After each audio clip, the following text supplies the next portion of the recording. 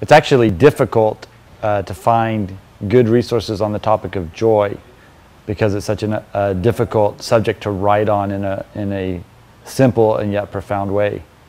Obviously the Bible is the first place you want to go. There's a lot of great things to read and think about and pray towards joy there. Another author that I think writes very well about joy is C.S. Lewis.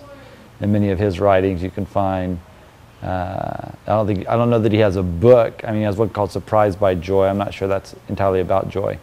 But one of my favorites that I think is difficult to find and a little bit difficult to read, but well worth it, is called Heaven, the Heart's Deepest Longing.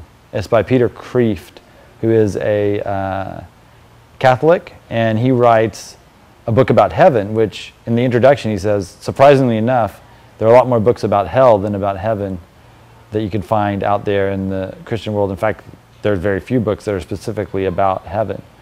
And yet it's very fundamental to our understanding of what it means to be a Christian.